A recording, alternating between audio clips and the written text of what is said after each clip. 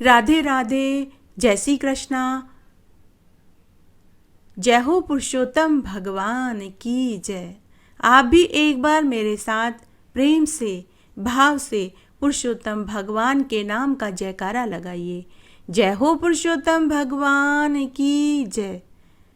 आज मैं आपको पुरुषोत्तम मास के 7 वार की कथा सुनाने जा रही हूँ। पुरुषोत्तम मास के 7 वार की कथा सुनने से आपको पुरुषोत्तम मास का संपूर्ण फल प्राप्त होगा। आइए अब हम पुरुषोत्तम मास के 7 वार की कथा सुनते हैं। आइए सबसे पहले हम सोमवार की कहानी सुनते हैं। एक बार एक नगर में बहुत धनी साहूकार रहता था। उसके घर में धन की कोई कमी नहीं थी। उसे केवल एक दुख था कि उसे कोई पुत्र नहीं था। वह दिन रात यही चिंता किया करता था। वह संतान पाने की कामना से प्रत्येक सोमवार को शिवजी का व्रत और पूजन करता था। संध्या काल में शिव मंदिर में जाकर भगवान शिवजी के सामने दीपक जलाता था। उसके इस भक्ति भाव को देखकर एक दिन माता पार्वती जी ने महादेव जी से कहा कि हे प्रभु, यह साहूकार आपका अनन्य भक्त है। सदैव आपका व्रत और पूजन पूरी श्रद्धा भाव से करता है। आपको इसकी मनोकामना को जरूर पूरी करनी चाहिए। माता पार्वती की बात सुनकर महादेव जी ने कहा कि हे पार्वती, यह संसार कर्म क्षेत्र है। जिस प्रकार किसान खेत में जैसा बीज बोता है उसे वैसा ही फल मिलता है, उसी प्रकार इस संसार में हर व्यक्ति अपने कर्मों के अनुसार फल भोगता है। तब माता पार्वती ने अत्यंत आग्रह के साथ कहा कि हे प्रभु, यह साहूकार आपका अनन्य भक्त है और यदि इसे कोई दुख है तो वह दुख आपको अवश्य ही दूर करना चाहिए, क्योंकि आप सदैव अपने भक्तों पर दया करके उनके दुखों को दूर करते हो। यदि आप ऐसा नहीं करेंगे तो मनुष्य आपकी सेवा, पूजा, व्रत क्यों करेंगे। माता पार्वती का ऐसा आग्रह देखकर भगवान महादेव ने कहा कि हे पार्वती, इस साहूकार के कोई पुत्र नहीं है। इसी चिंता से यह दुखी रहता है। इसके भाग्य में पुत्र न होने पर भी मैं इसे पुत्र की प्राप्ति का वरदान देता हूँ, पर वह पुत्र केवल 12 वर्ष तक ही जीवित रहेगा। 12 वर्ष की आयु में वह मृत्यु को प्राप्त हो जाएगा। इसके लिए इससे अधिक मैं और कुछ नहीं कर सकता। यह सारी वार्तालाप साहूकार सुन रहा था। इससे उसे न तो प्रसन्नता हुई न ही दुख हुआ। वह पहले की तरह ही भगवान महादेव का व्रत और पूजन करता रहा। कुछ समय बीतने के बाद साहूकार की स्त्री गर्भवती हो गई और 10वें महीने में उसे एक सुंदर पुत्र पैदा हुआ। साहूकार के घर में खुशियां मनाई गई। साहूकार ने निर्धनों, ब्राह्मणों को अन्न, वस्त्र, रुपया दान में दिया। उसने किसी को पुत्री की आयु का भेद नहीं बताया। जब वह बालक 11 वर्ष का हुआ तो बालक की माता ने अपने पति से कहा कि मैं अपने पुत्र का विवाह करना चाहती हूँ, लेकिन साहूकार ने साहूकारनी से कहा कि अभी हम इसका विवाह नहीं करेंगे, पहले हम इसे पढ़ने के लिए काशी भेजेंगे। फिर साहूकार ने अपने साले अर्थात बालक के मामा को बुलाकर उसे बहुत सा धन देकर कहा कि तुम हमारे बालक को पढ़ने के लिए काशी लेकर जाओ। रास्ते में जिस स्थान पर भी तुम विश्राम करो वहाँ यज्ञ करना, ब्राह्मणों को भोजन कराना, गरीबों को रुपया और भोजन दान में देना। इस तरह दोनों मामा भांजे यज्ञ कराते हुए, ब्राह्मणों को और गरीबों को भोजन कराते हुए, दान दक्षिणा देते हुए जा रहे थे। तब एक जगह एक नगर आया। उस नगर के राजा की पुत्री का विवाह था, इसलिए शहर को अच्छी तरह सजाया हुआ था। दूसरे राजा का लड़का जो राजकुमारी से विवाह करने के लिए बारात लेकर आया, वह एक आंख से काना था।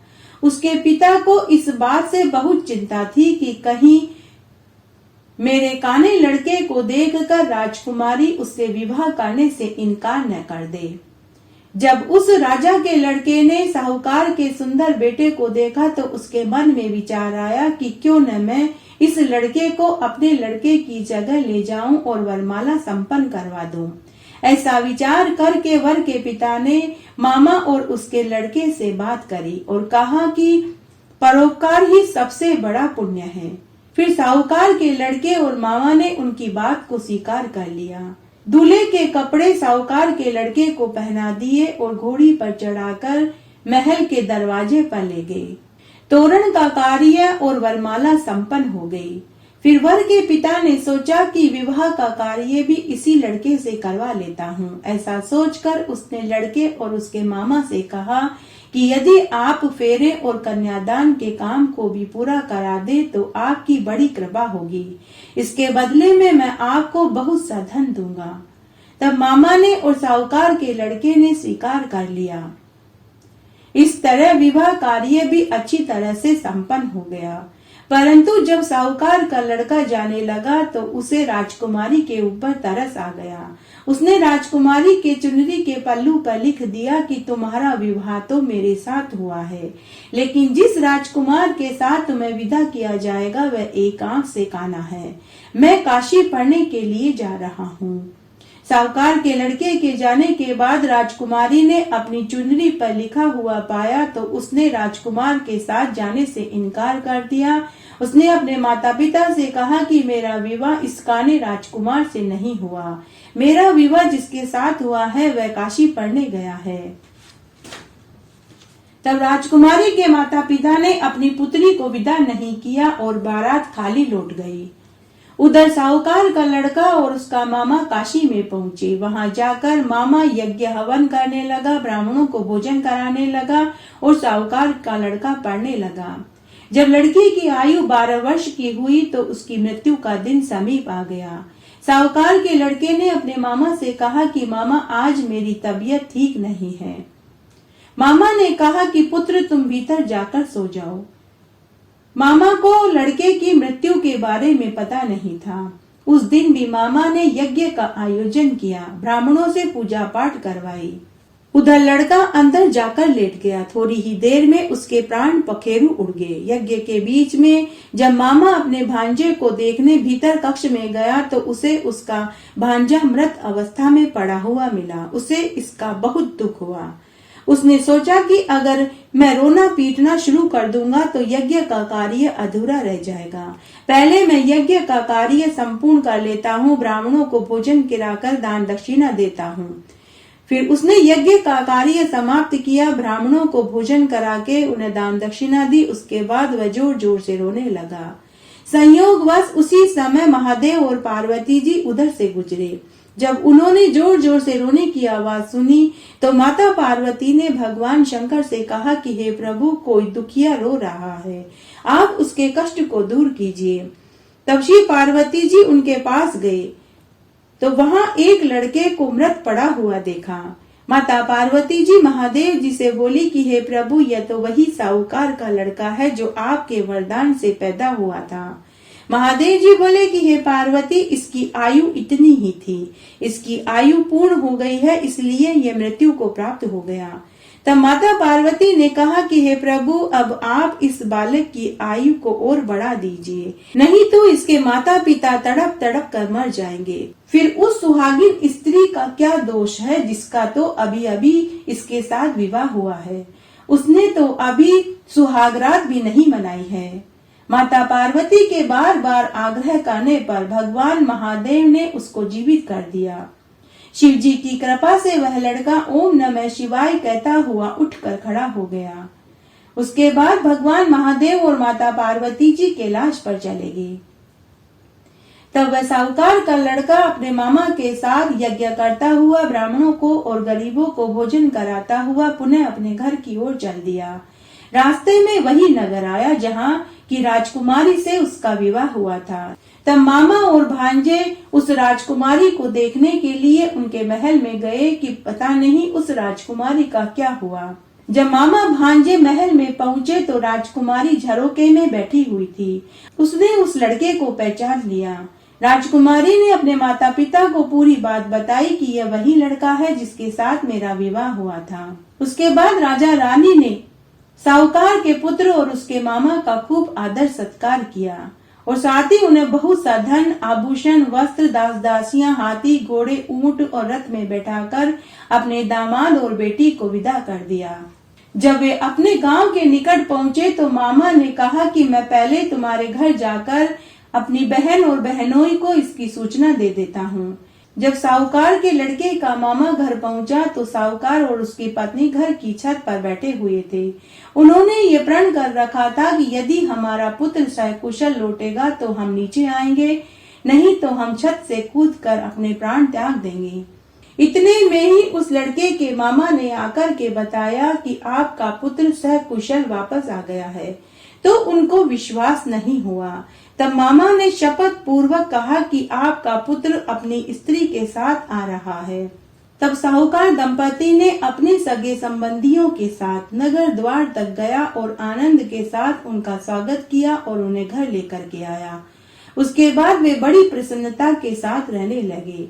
इस प्रकार जो भी व्यक्ति सोमवार का व्रत करके भगवान शंकर और माता पार्वती जी का पूजन करता है और इस कथा कहानी को पढ़ता और सुनता है, उनके सारे दुख दूर हो जाते हैं।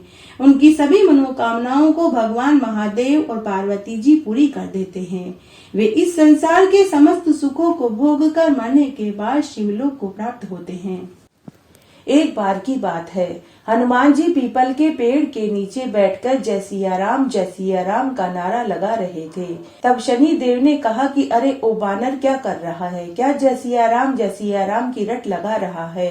हनुमान जी ने उन्हें कोई उत्तर नहीं दिया। दूसरे दिन वापस हनुमान जी वहीं पेड़ के नीचे बैठ गए और जय सिया राम का जाप करने लगे। दूसरे दिन फिर शनिदेव ने कहा कि अरे ओ बानर, क्या जय सिया राम कर रहा है? दूसरे दिन भी हनुमान जी ने उन्हें कोई उत्तर नहीं दिया। तीसरे दिन फिर से हनुमान जी पीपल के पेड़ के नीचे बैठकर जय सिया राम की माला जप रहे थे। फिर शनिदेव ने कहा कि अरे ओ वानर, बोलता क्यों नहीं? तब हनुमान जी बोले कि मैं क्या बोलूं? जब मैं तुमसे कुछ बोलना ही नहीं चाहता तो तुम क्यों मुझे छेड़ रहे हो? शनिदेव बोले कि अरे ओ वानर, तू जानता नहीं मैं कौन हूँ? तब हनुमान जी ने कहा कि मैं सच में नहीं जानता, आप कौन हैं? बताओ। तब शनिदेव बोले कि अरे ओ मूर्ख, मैं शनिदेव हूँ, मैं जो चाहूँ कर सकता हूँ। राजा को भिखारी और भिखारी को राजा बना सकता हूँ। हनुमान जी बोले कि आपको मुझसे क्या काम है? तब शनिदेव बोले कि मैं तेरे शनि की 7.5 लगूंगा। हनुमान जी बोले कि ठीक है, लग जाओ, लेकिन ये शनि की 7.5 क्या होती है? तब शनिदेव बोले कि जब मैं तेरे लगूंगा तो मैं तेरे सिर पर राज करूंगा, तेरा सिर दर्द करने लगेगा। फिर मैं तेरे पेट में निवास करूंगा तो तेरे पेट में पीड़ा होगी, तू कुछ खा पी नहीं पाएगा। फिर मैं तेरे घुटनों में रहूंगा तो तू चल फिर नहीं पाएगा। तो हनुमान जी धीरे धीरे मुस्कुराने लगे। तभी उसी दिन से हनुमान जी के शनि की 7.5 लग गई। हनुमान जी के सिर में तेज तेज दर्द होने लगा। तो हनुमान जी दर्द सहन नहीं कर पाए तो वे अपनी गदा से सब अपने सिर पर जोर जोर से चोट मारने लगे। तो यह चोट शनि देव को लगने लगी। तो वे बोले कि अरे मूर्ख, तू ये क्या कर रहा है? तेरी गदा की चोट से मुझे पीड़ा हो रही है। तो हनुमान जी बोले कि मेरा सिर, मेरी गदा, मैं जो चाहूँ वह करूँ, तुम्हें इससे क्या? फिर शनि देव ने सिर से पेट में निवास किया। तब हनुमान जी के पेट में भी दर्द होने लगा। वे कुछ खा पी नहीं पाए। तब हनुमान जी ने वापस गदा से अपने पेट पर जोर जोर से वार किया तो चोट शनिदेव को लगने लगी। तो शनिदेव घबराकर हनुमान जी के घुटनों में चले गए। घुटनों में पहुंचने पर हनुमान जी के घुटनों, टखनों और पैरों में तेज पीड़ा होने लगी। हनुमान जी फिर से गदा के वार से खुद के घुटनों, टखनों और पैरों पर वार करने लगे। तो वापस से शनिदेव घबरा गए। उन्होंने कहा कि अरे ओ मूर्ख वानर, तेरी गदा की चोट मुझे लग रही है, तू ये मारना बंद कर। तब हनुमान जी ने कहा कि अरे ओ शनिदेव, तुम मेरे शरीर से बाहर निकलो। क्या मैंने तुमसे कहा था कि तुम मेरे शरीर पर लगो? ये तुम्हारी इच्छा थी। थक हार कर शनिदेव को हनुमान जी के 7.5 लगने का विचार त्यागना पड़ा। फिर शनिदेव ने पूछा कि अरे ओ बानर, तू सच सच बता, तू कौन है? तब हनुमान जी बोले कि मैं हनुमान हूँ, भगवान सिया राम का भक्त हूँ। तब शनिदेव बोले कि अरे ओ हनुमान, अरे तुम हनुमान हो तो तुम्हें पहले बताना चाहिए था। तुम तो वही हो जो तुमने मेरे पिता सूर्य देव को निगल लिया था। फिर से हनुमान मंद मंद मुस्कुराने लगे। तब शनिदेव ने कहा कि अरे हनुमान, अब तुम मुझे ठीक करो। क्योंकि तुम्हारी गदा की चोट से मेरा अंग अंग दर्द कर रहा है। तब हनुमान जी ने एक सरसों के तेल का पीपा शनिदेव पर उड़ेल दिया, जिससे शनिदेव को राहत मिली। तब शनिदेव ने हनुमान जी से वरदान मांगने के लिए कहा। तो हनुमान जी ने कहा कि जो भी इंसान शनिवार को आपके तेल चढ़ाए, काले तिल, काले कपड़े, छतरी, लोहा और 1.25 किलो गुड़ और 1.25 किलो गुड़ के गुलगुले चढ़ाए, आप उनके कष्टों का निवारण कर देना। और जो मेरा व भगवान राम का भक्त हो, आप उन्हें पीड़ा मत देना। तब शनिदेव ने तथास्तु कहा और अंतर्ध्यान हो गए। जो भी मनुष्य इस कथा को शनिवार और मंगलवार के दिन सुनता है, उनको कभी किसी प्रकार की पीड़ा नहीं होती। उनके ऊपर भगवान सिया राम, हनुमान और शनिदेव की कृपा बरसती है। आइए अब हम बुधवार की कहानी सुनते हैं। एक राजा के 2 रानियां थी। बड़ी रानी के 2 पुत्र थे, लेकिन छोटी रानी से राजा को कोई संतान सुख की प्राप्ति नहीं हुई। बड़ी रानी बड़ी ही कुटिल, गुस्सैल और घमंडी स्वभाव की थी, जबकि छोटी रानी बड़ी ही दयालु, धार्मिक प्रवृत्ति की और सभी की मदद करने वाले स्वभाव की थी। छोटी रानी गणेश जी की परम भक्त थी। वह हर बुधवार को गणेश जी का व्रत करती और पूजन करती थी। वह हमेशा गजानन जी करती रहती थी। राजा का एक नियम था, वह एक दिन बड़ी रानी के पास जाता था तो एक दिन छोटी रानी के पास जाता था। लेकिन बड़ी रानी बड़ी ही चालाक थी। जब भी राजा छोटी रानी के महल में जाने लगते तो बड़ी रानी किसी न किसी बहाने से राजा को सम के पास रोक लेती थी। इस तरह से समय व्यतीत होने लगा। तब एक दिन राजा शहर जा रहे थे। उन्होंने बड़ी रानी से पूछा कि शहर से कुछ मंगवाना हो तो बता देना। तो बड़ी रानी ने बहुत बड़ी सामान की लिस्ट बना करके राजा को दे दी। तब राजा ने छोटी रानी से पूछा, लेकिन छोटी रानी ने मना कर दिया और बोली कि महाराज, मेरे पास सब कुछ है, मुझे कुछ नहीं चाहिए। और फिर वह गजानन जी करने लगी। राजा के पास वहीं पर मंत्री खड़ा था। तब वह मंत्री राजा से बोला कि हे महाराज, छोटी रानी कभी अपने लिए कुछ नहीं मंगवाती। अगर आप कहें तो हम उनके लिए इस बार शहर से पीतल की गणेश जी की मूर्ति ले आए। तब राजा ने कहा कि मंत्री, आप सही कहते हैं, लेकिन मुझे याद नहीं रहता, आप इस बात को याद रखना। उसके बाद राजा अपने उसी मंत्री के साथ शहर में गया। राजा ने अपना सारा काम किया और बड़ी रानी ने जो सामान मंगवाया था वह सामान भी राजा ने मंत्री को भेजकर मंगवा लिया। लेकिन छोटी रानी के लिए गणेश जी की मूर्ति लेना भूल गए। उसके बाद राजा मंत्री के साथ वापस राज्य में लौटने लगे तो आधे रास्ते में ही मंत्री को गणेश जी की मूर्ति लेने वाली बात याद आई। तो मंत्री ने राजा से माफी मांगते हुए कहा कि महाराज, मुझे तो गणेश जी की मूर्ति लेने वाली बात याद ही नहीं आई। अभी वह मंत्री अपनी बात खत्म करके ही चुका था कि तभी सड़क के दूसरी तरफ उन्हें एक मूर्ति बेचने वाला दिखाई दिया। उसके पास सभी देवी देवताओं की, भगवान की मूर्तियां थी।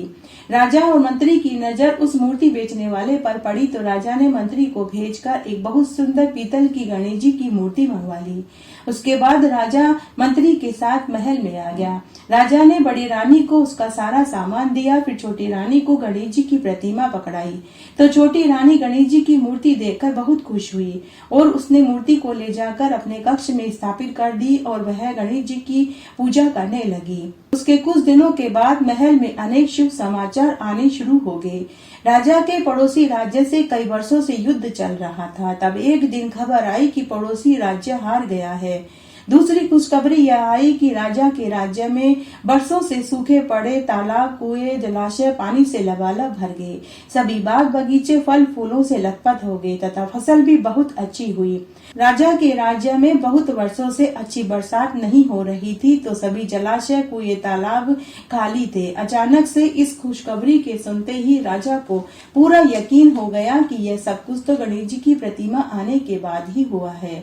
फिर एक दिन छोटी रानी ने राजा से कहा कि हे महाराज, आप पिता बनने वाले हैं, मुझे गर्भ टहर गया है। अब तो राजा को पूरा यकीन हो गया कि यह सब कुछ तो गणेश जी की मूर्ति के महल में आने के बाद ही हो रहा है। तब राजा ने यह बात मंत्री को बताई तो मंत्री ने कहा कि महाराज, आपका सोचना बिल्कुल सही है। भगवान गणेश जी का ही चमत्कार है कि एक के बाद एक अनेक खुशखबरियां महल में आ रही हैं। अब राजा ने बड़ी रानी पर ध्यान देना कम कर दिया और छोटी रानी के ऊपर ध्यान देना शुरू कर दिया। बड़ी रानी को तो जैसे काटो तो खून नहीं जैसी हालत हो गई। एक दिन उसने अपनी दासियों से कहा कि तुम छोटी रानी के महल में जाओ और गणेश जी की प्रतिमा को महल के कुएं में डाल दो। न रहेगा बांस और न बजेगी बांसुरी। तब 4 दासियां छोटी रानी के महल में गईं। 2 दासियां छोटी रानी से बातें करने लगी तो 2 दासियां छोटी रानी के कक्ष में मूर्ति को खोजने लगी। तभी उन्हें गणेश जी की मूर्ति दिखाई दे गई। एक दासी ने मूर्ति अपनी ओढ़नी में छुपाई और ले जाकर महल के कुएं में गिरा दी। रातों रात उस कुएं में सोने के फूल वाला एक पेड़ उग आया। सुबह जब महल में उस सोने के फूल वाले पेड़ को देखा तो हर कोई उस फूल को लेना चाहता था, लेकिन जो भी फूल लेने के लिए हाथ बढ़ाता फूल और ऊपर हो जाता। सभी दरबारी, मंत्री, बड़ी रानी, दासियां, राजा सभी फूल लेने के लिए गए, लेकिन वह फूल किसी के भी हाथ पे नहीं आया। तब वही मंत्री राजा से बोला कि महाराज, हमारे किसी के भी हाथ में यह फूल नहीं आया है। आप छोटी रानी को भी बुलवाइए, शायद यह फूल उनके हाथ में आ जाए। राजा ने एक दासी को भेजकर छोटी रानी को बुलवाया। छोटी रानी वहां आई और उसने आते ही कुएं के पास अपनी झोली फैला दी तो अद्भुत आश्चर्यजनक चमत्कार हुआ। वह सोने का फूल खुद ब खुद टूट कर रानी की झोली में गिर गया और सोने की गणेश जी की प्रतिमा में बदल गया। यह प्रतिमा हूबहू वैसी ही लग रही थी जैसे राजा शहर से लाए थे। राजा को और मंत्री को महान आश्चर्य हुआ। राजा ने छोटी रानी से पूछा कि हे रानी, यह मूर्ति तो पीतल की थी जो मैं शहर से लाया था, यह सोने में कैसे बदल गई और यह कुएं में कैसे और कब आई? वहीं पर बड़ी रानी और बड़ी रानी की दासियां खड़ी थी। वे सभी डर के मारे कांपने लगी। तभी वहां आकाशवाणी हुई। भगवान गणेश जी बोले कि हे राजन, यह बात तुम अपनी बड़ी रानी और उसकी दासियों से पूछो। राजा ने बड़ी रानी और उसकी दासियों से पूछा, लेकिन वे कुछ नहीं बोली। फिर से आकाशवाणी हुई। गणेश भगवान बोले कि आप सब कुएं के जल में झांक करके देखो, सब पता चल जाएगा। तब राजा, मंत्री, दरबारी सभी ने कुएं के पानी में झांक करके देखा तो वह पूरा घटनाक्रम जो बड़ी रानी ने दासियों से कहा, फिर दासियां छोटी रानी के महल में गई, मूर्ति चोरी करके कुएं में डाली, वह पूरा दृश्य कुएं के पानी में दिखाई देने लगा। राजा ने उसी समय बड़ी रानी और उसकी चारों दासियों को महल से निकालकर जंगल में खंडर महल में भिजवा दिया। उसके बाद राजा ने छोटी रानी को गले से लगा लिया तथा राज्य में बहुत सुंदर गणेश जी का विशाल मंदिर बनवाया। साथ ही महल में भी गणेश जी का मंदिर बनवाया और उस मंदिर में वही सोने की मूर्ति स्थापित कर दी। और राजा ने पूरे राज्य में यह ढिंडोरा पिटवाया कि सभी भगवान गणेश जी की पूजा करे, व्रत करे। उसके बाद जब बुधवार का दिन आया तो छोटी रानी के साथ राजा ने भी बुधवार का व्रत रखा और गणेश जी का पूजन किया। उसके 10 महीने बाद छोटी रानी को सुंदर पुत्र पैदा हुआ। वे सभी इस जीवन के सुख भोग कर मरने के बाद वैकुंठ को प्राप्त हुए। करती हो तो पूरी हो तो परवान चढ़े, भूले बिसरे नाम तेरे भंडार में भरे। बृहस्पतिवार की कहानी। प्राचीन काल में एक ब्राह्मण था। वह बहुत निर्धन था। उसके कोई संतान नहीं थी। उसकी स्त्री बड़ी ही मलिनता के साथ रहती थी। वह न स्नान करती थी, न ही किसी प्रकार का कोई व्रत उपवास करती थी, न ही देवता का पूजन करती थी। प्रातः काल उठते ही सबसे पहले भोजन करती, बाद में अन्य कार्य करती थी। इस कारण ब्राह्मण देवता बहुत दुखी रहते थे। ब्राह्मण ने अपनी पत्नी को समझाने का बहुत प्रयत्न किया, लेकिन कोई फल नहीं निकला। भगवान की कृपा से ब्राह्मण को कन्या रूपी रत्न पैदा हुआ। वह कन्या अपने पिता के घर में बड़ी होने लगी। वह कन्या प्रातः स्नान करके विष्णु भगवान का जाप करने लगी और बृहस्पतिवार का व्रत करने लगी। अपने पूजा पाठ को समाप्त करके स्कूल जाती तो अपनी मुट्ठी में जौ भरकर ले जाती और पाठशाला के मार्ग में डालती जाती। पाठशाला के बाद उसी रास्ते से वह घर आती तो उसे वे जो सोने के हुए मिलते, जिन्हें वह बीन कर घर ले आती। तब एक दिन ब्राह्मण की कन्या सूप में उन सोने के जौ को फटक रही थी तो उसकी माँ ने देख लिया और कहा कि बेटी, सोने के जौ को फटकने के लिए तो सोने का सूप होना चाहिए। दूसरे दिन गुरुवार था। उस कन्या ने गुरुवार का व्रत रखा और बृहस्पतिदेव भगवान से प्रार्थना करने लगी कि हे प्रभु, मैंने अगर आपकी पूजा पूरे सच्चे मन से करी है तो मुझे सोने का सूप दे दो। बृहस्पतिदेव भगवान ने उसकी प्रार्थना स्वीकार कर ली। रोजाना की तरह जब कन्या जौ फैलाती हुई जाने लगी और जब लौट कर जौ बीन रही थी तो उसे बृहस्पतिदेव की कृपा से सोने का सूप मिला। उसे वह घर ले आई। अब वह सोने की जौ को सोने के सूप में फटकने लगी, लेकिन उसकी माँ का वही ढंग रहा। तब एक दिन की बात है, वह कन्या सोने के सूप में सोने के जो फटक रही थी, तो उसी समय उस नगर का राजपुत्र उधर से निकला। राजा के पुत्र ने ब्राह्मण की कन्या को देखा तो वह उसके रूप पर मोहित हो गया। घर आकर उसने अन्न जल त्याग दिया और उदास होकर बैठ गया। तब राजा ने अपने पुत्र से पूछा कि बेटा, तुम्हें किस बात का कष्ट है? क्या किसी ने तुम्हारा अपमान किया है? जो भी कारण है वह निसंकोच होकर कहो, मैं वही करूँगा जिससे कि तुम्हें प्रसन्नता प्राप्त हो। अपने पिता की बात सुनकर राजकुमार ने अपने पिता से कहा कि पिताजी, मुझे आपकी कृपा से किसी बात का दुख नहीं है और न ही किसी ने मेरा अपमान किया है, परंतु मैं उस लड़की के साथ विवाह करना चाहता हूँ जो सोने के सूप में सोने के जो फटक कर साफ कर रही थी। यह सुनकर राजा को महान आश्चर्य हुआ। राजा ने कहा कि हे पुत्र, इस तरह की कन्या का पता तुम ही लगाओ, मैं उसके साथ तुम्हारा विवाह अवश्य करवा दूंगा। तब राजकुमार ने ब्राह्मण की कन्या का पता बताया। तब राजा ने मंत्री भेजकर ब्राह्मण की कन्या का हाथ अपने पुत्र के लिए मांगा। तब ब्राह्मण ने अपनी कन्या का विवाह राजा के पुत्र से धूमधाम से कर दिया। ब्राह्मण की कन्या के घर से जाते ही उस ब्राह्मण के घर में पहले की भांति गरीबी का निवास हो गया। अब भोजन के लिए भी अन्न बड़ी मुश्किल से मिलता था।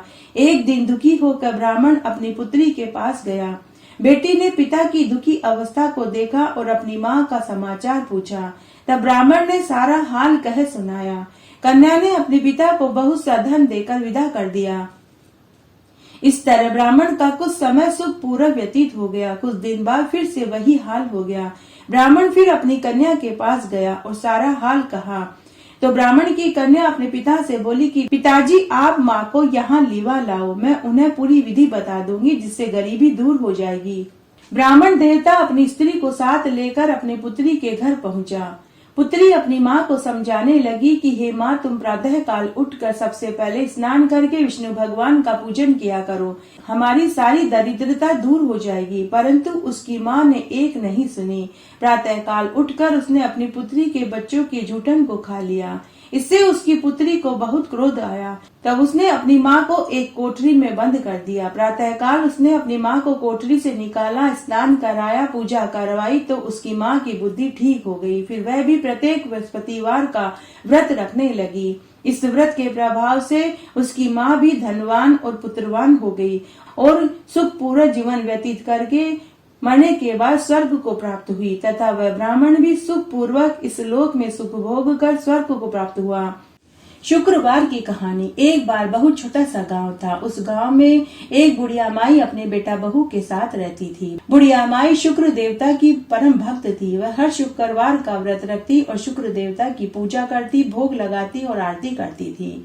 उसने अपने शुक्र देवता को अपने घर के आले में बिठा रखा था। एक दिन बुढ़िया माई तीर्थ यात्रा पर जाने लगी तो अपनी बहू से बोली कि बहू, मेरे पीछे से तू शुक्र देवता की सेवा पूजा करना, आरती करना और दोनों समय भोग लगाना। ऐसा कहकर सास चली गई। बहू पीछे से न सुबह जल्दी उठती थी, न ही शुक्र देवता की पूजा करती, न भोग लगाती, न दीपक करती, न ही आरती करती थी। एक दिन जब बहू नहाने लगी तो शुक्र देवता उसके ऊपर हंसने लगे। उसे हंसता हुआ देखकर बहू ने पनिहारिन से कहा कि अरे पनिहारिन, देख, यह शुक्र देवता मेरे ऊपर हंस रहे हैं। ऐसा कर, तू इसे अपने घर ले जा। पनिहारिन ने कहा कि मैं कैसे ले जाऊं, मेरे घर में भी तो बहू बेटियां रहती है। अगर यह मेरी बहू बेटियों के ऊपर हंसेगा तो यह मुझे भी अच्छा नहीं लगेगा, इसलिए मैं तेरे शुक्र देवता को अपने घर नहीं ले जाऊंगी। तो बहू ने कहा कि अब क्या करूं? तो पनिहारिन ने कहा कि अगर आप कहें तो मैं इसे बगीचे में गाड़ आती हूँ। तब बहू ने कहा कि ठीक है, तुम इसे ले जाओ और बगीचे में गाड़ दो। पनिहारिन ने शुक्र देवता को उठाया और घर के बगीचे में गाड़ दिया। शुक्र देवता का अपमान करने से घर में अचानक से धन धान्य गायब हो गया। शाम को जब उसका पति घर आया और उसने पूछा कि हमारा सारा अन्न धन कहाँ गया, बहू ने कहा कि तुम्हारी माँ तीर्थ यात्रा पर गई थी तो वही ले गई। कुछ दिन के बाद माँ तीर्थ यात्रा से लौटी तो बेटे ने पूछा कि माँ, अपना सारा धन कहाँ गया, क्या तुम अपने साथ ले गई थी? तो बुढ़िया माई ने कहा कि बेटा, मैं तो अपने साथ 2 जोड़ी कपड़े लेकर के गई थी और कुछ नहीं ले गई। इतना कहकर बुढ़िया माई अपने शुक्र देवता की तस्वीर को घर में ढूंढने लगी, लेकिन उसे आले में शुक्र देवता की मूर्ति दिखाई नहीं दी। तो उसने बहू से पूछा। तो बहू ने कहा कि सासू माँ, आपके शुक्र देवता जब भी मैं नहाती तो वे मेरे ऊपर हंसते थे, तो मैंने उसे पनिहारिन को दे दिया। बुढ़िया माई ने पनिहारिन से पूछा तो उसने कहा कि मैंने तो तुम्हारे शुक्र देवता को बगीचे में गड्ढा खोद कर गाड़ दिया। ऐसा सुनते ही बुढ़िया माई का माथा ठनका। वह उसी समय बगीचे में गई और शुक्र देवता को गड्ढे में से बाहर निकाला, घर लाई और गंगाजल से स्नान कराया, पूजा करी और भोग लगाया और अपनी बहू की गलती की माफी मांगी। उसी रात्रि को उनका सारा अन्नधन पहले था उससे भी 4 गुना हो गया। सुबह जब बेटा बहू सोकर उठे तो माँ ने पूरी बात बताई। इससे बेटा और बहू दोनों पछताने लगे। उन दोनों ने भी शुक्र देवता से अपनी गलती की माफी मांगी। अब तो बुढ़िया माई के साथ बेटा बहू भी शुक्र देवता की पूजा करने लगे और शुक्रवार का व्रत करने लगे, जिससे उनके घर में अन्नधन के भंडार भर गए। साल भर बाद ही बुढ़िया की बहू को 2 जुड़वा पुत्र पैदा हुए। हे शुक्र देवता, जैसी कृपा आपने सास पर पहले करी और बाद में बेटा बहू पर करी, वैसे सब पर करना। कहानी कहने वाले के ऊपर, सुनने वाले के ऊपर और हुकारा भरने वाले के ऊपर। घटती हो तो पूरी हो तो परवान चढ़े, भूले बिसरे नाम तेरे भंडार में भरे। आइए अब हम शनिवार की कहानी सुनते हैं। एक बार एक गांव में एक ब्राह्मण दंपति रहते थे। वह ब्राह्मण जब भी रात्रि को सोता तो उसे नीली घोड़ी पर नीले कपड़े पहने हुए एक आदमी दिखाई देता और वह कहता कि हे ब्राह्मण देवता, मैं तेरे लगूंगा। यह स्वप्न उसे रोज रात्रि को दिखाई देने लगा तो वह परेशान हो गया। चिंता के मारे वह दुबला पतला हो गया। उसकी भूख, प्यास, नींद सब गायब हो गई। तब एक दिन ब्राह्मणी ने अपने पति से कहा कि हे महाराज, मैं आपको अच्छा खिलाती हूँ, अच्छा पहनाती हूँ, फिर भी आप दिन पर दिन क्यों सूख रहे हैं। पहले तो ब्राह्मण ने मना कर दिया, लेकिन ब्राह्मणी के बार बार पूछने पर ब्राह्मण ने कहा कि अरे भगवान, मुझे रोज रात्रि में नीले कपड़े पहने नीले घोड़े पर सवार एक आदमी दिखाई देता है। वह कहता है कि मैं तेरे लगूंगा। ब्राह्मणी बड़ी ही समझदार थी। उसने अपने पति से कहा कि हे स्वामी, वे तो शनि महाराज हैं। अब की बार दिखे तो आप उनसे कहना कि आप मेरे लग तो जाओ, लेकिन 1.25 प्रहर से ज्यादा मत लगना। उस दिन रात्रि को जब ब्राह्मण सोया तो उसे फिर से वही स्वप्न दिखाई दिया। तब ब्राह्मण ने शनिदेव से कहा कि हे शनिदेव, आप मेरे लग तो जाओ, किंतु कितने समय के लिए लगोगे। शनिदेव ने कहा कि 7.5 बरस के लिए लगूंगा। ब्राह्मण ने कहा कि हे शनिदेव, मुझे माफ करो, इतना भारी समय मुझसे झेला नहीं जाएगा। तब शनिदेव ने कहा कि अच्छा फिर ठीक है, मैं 5.5 बरस के लिए लगूंगा। तब ब्राह्मण ने कहा कि हे शनिदेव, यह समय तो बहुत ज्यादा है। तब शनिदेव ने कहा कि 2.5 साल के लिए लगूंगा। ब्राह्मण ने फिर से मना कर दिया।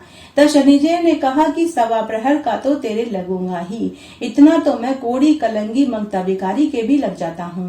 तब ब्राह्मण ने कहा ठीक है। उसके बाद शनिदेव ब्राह्मण के 1.25 प्रहर के लिए लग गए।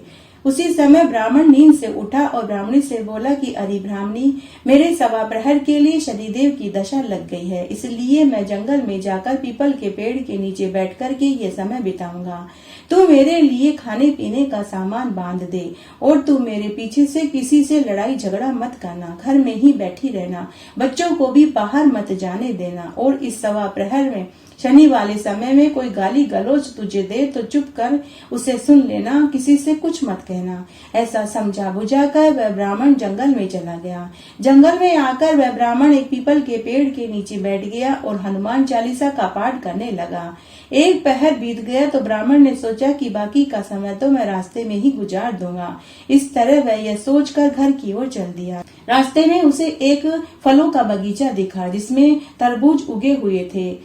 ब्राह्मण ने वहां से एक तरबूज तोड़ लिया। तभी शनिदेव एक बूढ़े ब्राह्मण का वेश बना करके उस ब्राह्मण के पास आए और बोले कि अरे ब्राह्मण, तेरे थैले में क्या है। तो ब्राह्मण ने कहा कि मेरे पास तो तरबूज हैं। बूढ़े ब्राह्मण के वेश में शनिदेव ने कहा कि दिखाओ। तब ब्राह्मण ने अपना थैला खोल करके दिखाया तो उसमें राजकुंवर के खून से भरी हुई मुंडी दिखाई दी, तरबूज नहीं दिखाई दिया। बूढ़े ब्राह्मण के वेश में शनिदेव उस ब्राह्मण को पकड़कर राजा के पास महल में ले गए और बोले कि महाराज, हे महाराज, इस ब्राह्मण ने आपके पुत्र की हत्या कर दी और उसकी मुंडी को यह थैले में लेकर शहर में घूम रहा था। मैंने जब इसे देखा तो मैं इसे पकड़कर लाया हूँ, देख कर के आज्ञा दे। राजा ने कहा कि मेरे पुत्र के सिर को मुझे मत दिखाओ, इसे तुम सूली पर चढ़ा दो। राजा के महल में हाहाकार मच गया। ब्राह्मण को सूली पर चढ़ाने के लिए ले गए। उसके बाद ब्राह्मण की आखिरी इच्छा पूछी गई। तब ब्राह्मण ने सोचा कि यदि किसी प्रकार से कुछ समय के लिए फांसी रुक जाए तो शनि की दशा का 1.25 पहर पूरा हो जाएगा। यह सोचकर उसने कहा कि भाई, मैं बचपन से सुंदर कांड का पाठ करता और सुनता आया हूँ। अगर मरने से पहले अंतिम बार तुम मुझे सुंदर कांड का पाठ सुना दो तो मेरी अंतिम इच्छा पूरी हो जाएगी। उसके बाद फांसी को थोड़ी देर के लिए टाला गया और ब्राह्मण को सुंदरकांड का पाठ सुनाया गया। सुंदरकांड का पाठ कहते सुनते 1.25 पहर पूरा हो गया। शनि की दशा के टलते ही राजा का कुंवर शिकार खेल कर महल में लौट आया। कुंवर को लौटा देखकर राजा की खुशी का ठिकाना नहीं हुआ। उसी समय राजा डर से कांपने लगा कि यदि उस निर्दोष ब्राह्मण को फांसी पर चढ़ा दिया गया होगा तो मुझको ब्रह्म हत्या का दोष लगेगा। राजा ने उसी समय अपने पहरेदारों को भेजकर ब्राह्मण की फांसी रुकवाई और उसे आदर के साथ महल में आने का आदेश दिया। ब्राह्मण राज दरबार में उपस्थित हुआ। राजा ने ब्राह्मण से क्षमा मांगी और कहा कि हे ब्राह्मण देव, तुम अपने थैले को दिखाओ। ब्राह्मण ने थैला खोल करके दिखाया तो उसमें से मुंडी की जगह अब की बार तरबूज दिखाई दिया। राजा ने उससे पूछा कि हे ब्राह्मण देव, यह सब क्या है? ब्राह्मण ने कहा कि हे महाराज, मुझे 1.25 प्रहर के लिए शनि की दशा लगी हुई थी, इसी कारण यह सारा घटनाक्रम हुआ। राजा ने कहा कि हे ब्राह्मण देव, शनि की दशा को किस प्रकार टाला जा सकता है?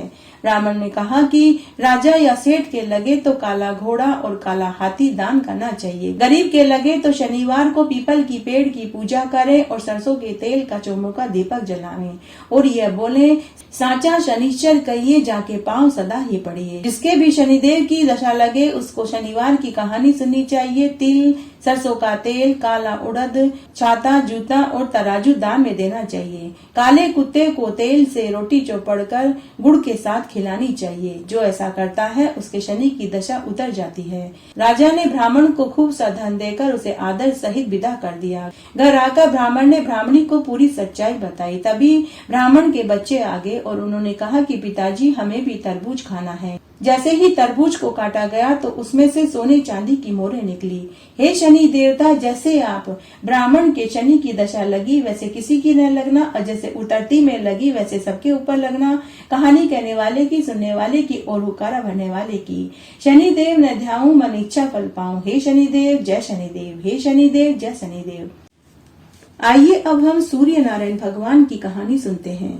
एक बार एक ब्राह्मण था। वह सूरज भगवान का परम भक्त था। वह नाता धोता कथा कहानी कहता था, परंतु वह कमाता नहीं था।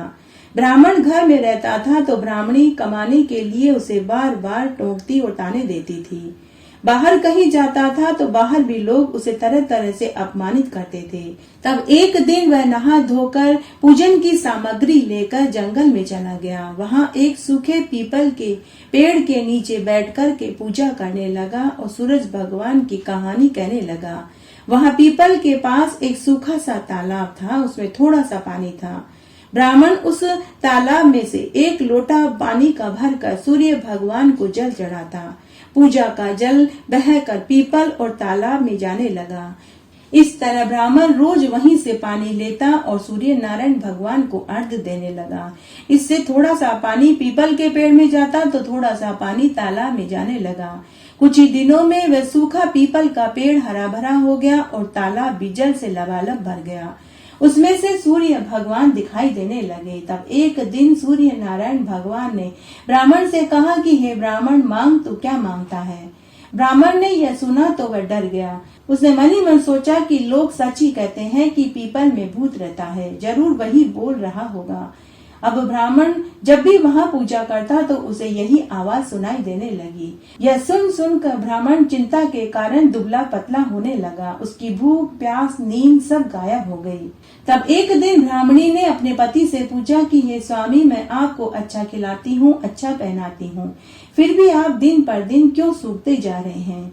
तब ब्राह्मण ने एक बार तो मना किया, लेकिन ब्राह्मणी के बार बार पूछने पर ब्राह्मण ने पूरी सच्चाई बताई।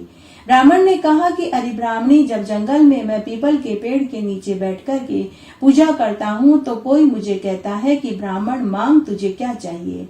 ब्राह्मणी बड़ी ही समझदार थी। उसने कहा कि यह तो सूर्य नारायण भगवान थे।